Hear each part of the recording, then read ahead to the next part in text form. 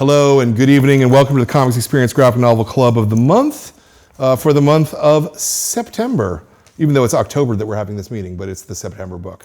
Our book this month is a really terrific book that is smart and wise and thoughtful, and it's New World by Jesus Vignolli. So did you study art? Did you study? Yeah, so I went to university in Rio, so I went to study kind of art and graphic design. So basically I was studying at the same time like drawing and everything, but at the same time also looking at the market, maybe graphic design, you know, I can make more of a living rather than just drawing. So Sure. I studied both. Sure, but not specifically comics, yeah? No, I mean, there was actually some disciplines that there were comics, but not really comics in the sense that the university wasn't about comics. I did a lot of courses, like with other kind of comic book authors. So I was studying a lot of narrative. Okay. There was some kind of good Argentinian authors, so I was studying also that. Yeah. And so how did you make the jump to doing comics then? Okay, so so this is when I moved to the UK. So I started working more and more with illustration.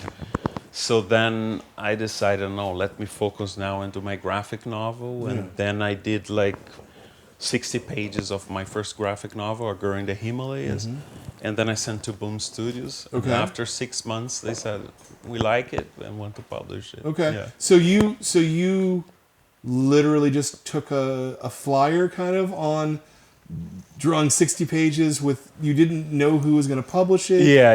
Yeah. So I kind of took some time. So I decided, look, I will make money enough for me to stop for 3 months and to dedicate entirely to the graphic novel.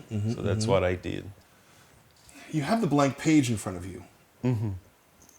It's nothing. You've got nothing in front of you, and then you've got to summon something out of nothingness. What's that like? How do you do it? Yeah, I think probably for me it works, and I think most of the artists, you know, like we are seeing things, we are watching a series, we are watching a movie, and then some ideas are there, and then you just file them, and then say like, maybe in the future I may do that project, and then at some point, you know, like the page is blank, and then say, oh, that idea that I had like 5 years ago, maybe it's the time now to come to life. Yeah. This seems really personal, though. This doesn't seem like there are a lot of things. I don't see another television show or a movie in this, right? I really feel like it was your own thought and your own world and your own. Yeah, what happens that I started kind of to realize that we tell a lot of stories during the Second World War because it was very clear, no, who's the good and who's the bad. Yeah. And then I thought, why don't we tell stories in different times? Sure.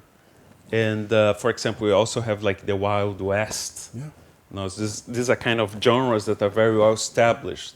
I said, why can we not kind of try to explore different times and create perhaps a new genre? And then I thought maybe the discovery of the Americas would be a good point. And this was for me very important because I wanted to tell something that specifically taking place in Brazil, but at the same time it's equal to all the Americas, no? Sure. Because you have like the natives, the African Americans, and then we have the whites, the Europeans coming. So this is equal to all kind of the whole kind of Americas. Yeah. So as I also published in the book here, so I thought that would be also important that it's personal, but at the same time it has some relevance Yes. to the American audience. Yeah.